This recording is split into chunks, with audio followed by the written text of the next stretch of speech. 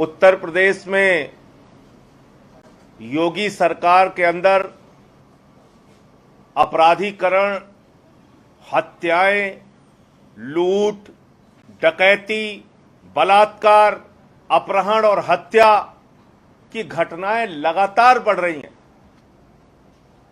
लेकिन आज जिस मामले का खुलासा मैं आपके सामने करने जा रहा हूं, यह आपको हैरान कर देगा। आपको जानकर आश्चर्य होगा कि ऐसा भी किसी राज्य में हो सकता है। उत्तर प्रदेश में सिलसिलेवार तरीके से, और मैंने ये बार बार उठाया, ब्राह्मण समाज के लोगों की हत्या के एक नहीं अनेक मामले उत्तर प्रदेश में हैं। अनेक मामले, वो चाहे निर्वेंद्र मिश्रा पूर्व विधायक 3 बार के जो रहे उनकी हत्या का मामला हो, वो चाहे पत्रकार विक्रम जोशी की हत्या का मामला हो, वो चाहे प्रभात मिश्रा जो 12वीं में पढ़ने वाला बच्चा था उसके फर्जी इनकाउंटर का मामला हो, खुशी दुबे के जेल में रहने का मामला हो, या 4 लोगों की गला काटकर हत्या करने का प्रयागराज का मामला हो, या कुल्हाड़ी से काट के प्रतापगढ़ में हत्या का मामला हो। एक लंबी फेहरिस्त है। कैलाश नारायण दीक्षित व्यापारी की हत्या का मामला हो। लेकिन यह जो मामला है, इस मामले को जानने के बाद आपको यह लगेगा कि जब रक्षक ही भक्षक बन जाए तो फिर सुरक्षा कैसे होगी इंसान की। महोबा में इंद्रकांत त्रिपाठी नाम के एक व्यापारी, जिनसे हर महीने उनकी बातचीत में आपको सुनाऊंगा, डीएम और एसपी 5-5 लाख रुपए रंगदारी वसूलते थे। कौन? डीएम और एसपी। डीएम और एसपी रंगदारी वसूलते थे। अब तक आपने अपराधियों के द्वारा रंगदारी वसूलने की घटना सुनी होगी, लेकिन वारे उत्तर प्रदेश में योगी का राज, यहां पर डीएम और एसपी रंगदारी वसूल रहा है और उनसे 6 लाख रुपए महीने की मांग की गई। और जब उन्होंने असमर्थता जताई तो जो वहां के एसपी थे पाटीदार, उन्होंने इनको बुलाया, इंद्रकांत त्रिपाठी जी को, और बुला के गाली गलौज करके कहा कि पैसे पहुंचा देना वरना तुम्हारी हत्या करवा दूंगा। और 1 हफ्ते पहले, यानी हत्या के पहले, वारदात के पहले, वो शख्स इंद्रकांत त्रिपाठी जी वीडियो बनाते हैं, उत्तर प्रदेश के मुख्यमंत्री योगी जी से गिड़गिड़ाते हैं कि योगी जी मेरी रक्षा कर लीजिए, मेरी जान जा सकती है, एसपी मेरी हत्या करवा सकते हैं, मुझसे रंगदारी मांगते हैं। ये किसी और को नहीं, उत्तर प्रदेश के मुख्यमंत्री योगी आदित्यनाथ से उन्होंने गुहार लगाई। और 1 हफ्ते बाद उनको गोलियों से भून दिया गया और कल उनकी मृत्यु हो गई। एक एसपी हत्या करवा रहा है उत्तर प्रदेश के अंदर। कहां जाएगा सुरक्षा के लिए इंसान? योगी जी, जब आपसे एक व्यापारी ने अपील की और बताया कि उसकी हत्या हो सकती है, आप एक मुख्यमंत्री के तौर पे उस पर कोई कार्रवाई नहीं कर पाए, उसकी जान नहीं बचा पाए। इसलिए उसकी मौत के सीधे जिम्मेदार आप हैं मुख्यमंत्री जी। और जिस प्रकार से उत्तर प्रदेश में हत्या की घटनाएं बढ़ रही हैं, आपको अपने पद पर रहने का कोई नैतिक अधिकार नहीं है, आपको इस्तीफा दे देना चाहिए। छोटी छोटी बच्चियों के साथ बलात्कार, हत्या, दलित युवक को थाने में पकड़ के पीट के मार देते हैं, और ब्राह्मण समाज के लोगों की हत्या के तो जैसे बाढ़ आ गई उत्तर प्रदेश। आज पार्लियामेंट के अंदर मौका मिला तो यह मामला उठाने का मैं पूरा प्रयास करूंगा। कोरोना घोटाला जो योगी सरकार ने किया है, चाय बनाने वाली कंपनी, कंस्ट्रक्शन कंपनी, स्कूल और कॉलेज में कंपनी, राशन बेचने वाली कंपनी से ऑक्सीमीटर और थर्मोमीटर खरीद के जो एक महा घोटाला इस संकट काल में योगी सरकार ने किया है, उस मामले को भी पार्लियामेंट में उठाऊंगा। और ये अपने आप में शमशान में दलाली खाने का मामला है कि जब पूरा देश कोरोना के संकट से जूझ रहा है, लोगों का जीवन जा रहा है। 2 मंत्री उत्तर प्रदेश में अपनी जान गंवा चुके हैं। ऐसे समय में उत्तर प्रदेश में योगी जी कोरोना घोटाला करने में लगे हुए हैं। मैं उम्मीद करता हूं कि यह मामला आप लोगों के माध्यम से जनता के बीच में जाएगा और योगी सरकार का जो इस कोरोना की महामारी में घोटाले का मामला है वो एक खाली ऑक्सीमीटर थर्मोमीटर तक सीमित नहीं, एनालाइजर जो इनके जेम पोर्टल पे 1,45,000 में है वो चीनी कंपनी से 3,30,000 रुपए में मंगाया गया।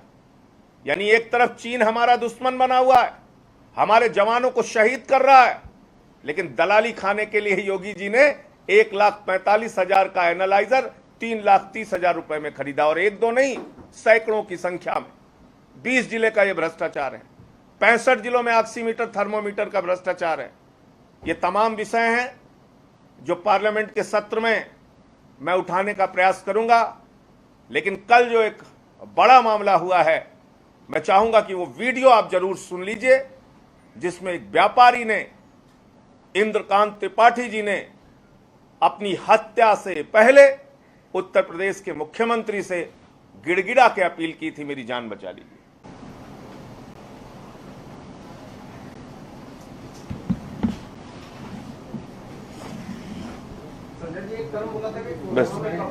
बस माननीय एसओ साहब के कहने के अनुसार 3 सितंबर उन्होंने माने कि 3 तारीख को मैं माननीय पुलिस अधीक्षक जी के पास गया, उनके कार्यालय में, और उन्हें मैंने अपनी राजनीति बताई। मैंने बताया, मानवर मेरा विस्फोटक का समस्त काम बंद है, आप क्यों मेरे पीछे पड़े हुए हैं कि बार बार मुझे सुरेश सोनी से वो ऐसो कवरेज से धमकियां दिलवाते हैं। सुरेश सोनी तो आपको जो देता है, मेरे क्यों आप पीछे पड़े, क्योंकि मैं काम भी नहीं करता हूँ। तब उन्होंने मुझे जोर जोर से डांटते हुए, गाली देते हुए कहा कि सुनो, जाकर 1 हफ्ते के अंदर 6 लाख की व्यवस्था करके लाओ, वरना 1 हफ्ते बाद तुम अपने मुकदमों की गिनती कर लेना, कितने फर्जी मुकदमे तुम्हारे ऊपर और तुम्हारे परिवार के ऊपर में लगाने जा रहा हूँ। तब मैंने कहा कि सर मेरे पास व्यवस्था नहीं है, आपको जो करना है आप कर दीजिए।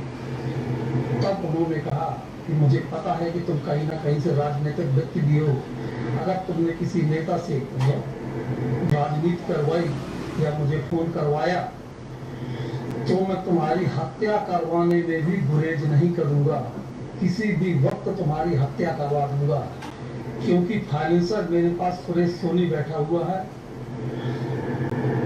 मेरे जिले में मेरे पास इतने पुलिसकर्मी हैं कि मैं किसी को भी बोल दूंगा, वो आकर के तुम्हें ठोक देगा, और मौत भी तुम्हारी ऐसी वैसी नहीं, मौत भी तुम्हारी ऐसी होगी कि जो आत्महत्या प्रतीत होगी। इसलिए माननीय मुख्यमंत्री जी महोदय, आपसे मेरा विनम्र निवेदन है कि मेरे इस केस की यथाशीघ्र जांच करवाकर पुलिस अधीक्षक महोदय को यहाँ से तत्काल हटाकर न्यायोचित कार्रवाई करें, क्योंकि मेरी किसी भी वक्त हत्या हो सकती है, और अगर मेरी हत्या होती है तो इसके जिम्मेदार पुलिस अधीक्षक महोदय होंगे। ये साफ तौर पे मरने से पहले इस व्यापारी ने अपील की है और बताया है, मुख्यमंत्री से गुहार लगाई है। ये वीडियो मौजूद है। दूसरा, 2 लोगों की बातचीत है, वो इसमें आ जाएगी, इससे कनेक्ट हो। माइक के पास ये वीडियो भेज देना भाई। जैसा कि मेरे साथ घटित हुआ, मणिलाल पाटीदार, इसके स्पीकर पे कर दो, उसके स्पीकर पे कर दो, सब लोग समझें।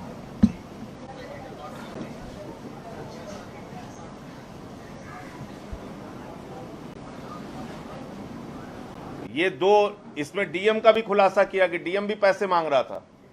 डीएम एसपी दोनों रंगदारी वसूलते हैं। ये है उत्तर प्रदेश की योगी की सरकार। मेरे ऊपर 3 महीने में 13 मुकदमे कर दिए।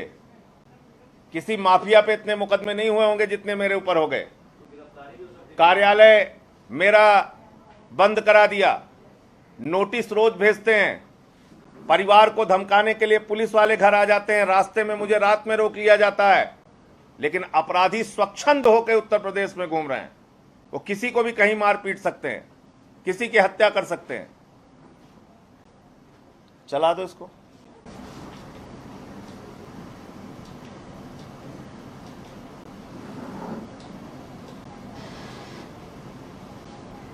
जुड़ गया?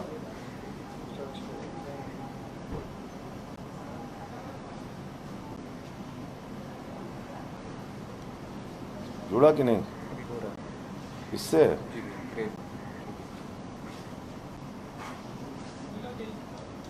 देखिए, अगर जुड़ जाए तो इसको भी सुनवा दूं आपको। नहीं हो रहा है।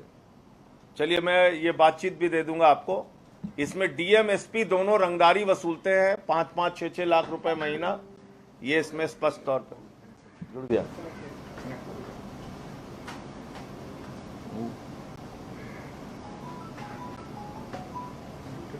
तुम अपने में कनेक्ट करके दिखा दो। तुमसे कनेक्ट है? तुमसे कनेक्ट है? प्ले करके सर आप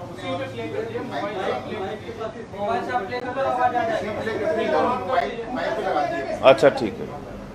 तो ये वो भी हम आपको डिमांड करते हैं, जैसा कि मेरे साथ घटित हुआ। मणिलाल पाटीदार ने मुझे बुलाया, उसने कहा। चलिए, मैं भेज दूंगा आपको। तो कुल मिलाकर मैं ये कहना चाह रहा हूं कि अगर डीएम और एसपी ही गुंडे बन गए हैं, वहां यूपी में रंगदारी वसूल रहे हैं, मतलब मैंने पूरे देश में बहुत अपराधीकरण के मामले सुने। ये तो सुना कि अपराधी रंगदारी वसूलते हैं, लेकिन डायरेक्ट डीएम और एसपी रंगदारी वसूल रहे हैं और रंगदारी नहीं मिलने पर हत्या करवा दे रहे हैं। और अभी भी वो पुलिस वाला, वो एसपी खुलेआम घूम रहा है, उसकी गिरफ्तारी नहीं हुई, उसको कहीं उसके खिलाफ कार्रवाई नहीं हुई।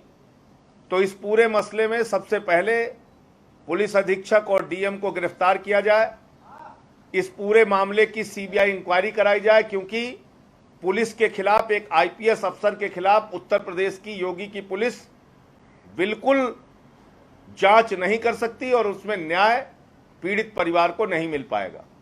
तो इसलिए इस पूरे मामले की सीबीआई से जांच हो और जो वीडियो साक्ष्य सामने है उसके आधार पर कोई नैतिक अधिकार योगी जी को अब अपने पद पर रहने का नहीं रह गया है। जब उनसे भी अपील करके उत्तर प्रदेश के किसी नागरिक को सुरक्षा नहीं मिल पा रही है, तो आप बताइए कि मुख्यमंत्री से बड़ा कौन सा पदाधिकारी है? किसके पास लोग अपील लेके जाएंगे, किसके पास गुहार लगाएंगे, किससे सुरक्षा मांगेंगे, किससे अपनी जान बचाने की अपील करेंगे? तो मुझे इतनी बात कहनी थी। आप लोगों का कोई प्रश्न हो तो गिरफ्तारी हो सकती है, बिना वारंट की तैयारी है। तो मैंने तो आज कह दिया है कि ये जो काला कानून योगी जी ने बनाया है, इसका सबसे पहला इस्तेमाल मेरे खिलाफ करें। 13 मुकदमे हैं मेरे ऊपर, मुझे कभी भी गिरफ्तार करके जेल में डाल दें। उन्होंने तो कानून बना दिया। आपने ठीक कहा कि आईपीसी, सीआरपीसी उत्तर प्रदेश में कुछ नहीं है, जो योगी बोले वही कानून है, वही नियम है। तो उन्होंने ऐसा नियम बना दिया है कि अब वारंट की ज़रूरत नहीं, किसी को कहीं से गला पकड़ के जेल में डाल सकते हैं।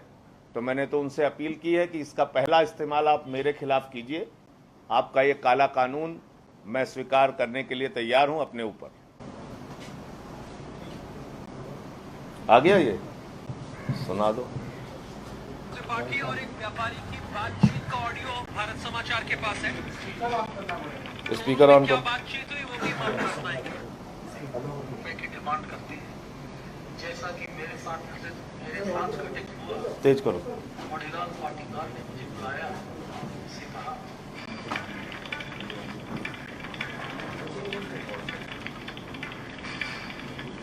इंद्रकांत त्रिपाठी और एक व्यापारी की बातचीत का ऑडियो हम भारत समाचार के पास है। दोनों में क्या बातचीत हुई? हाँ, चलो भेज दें।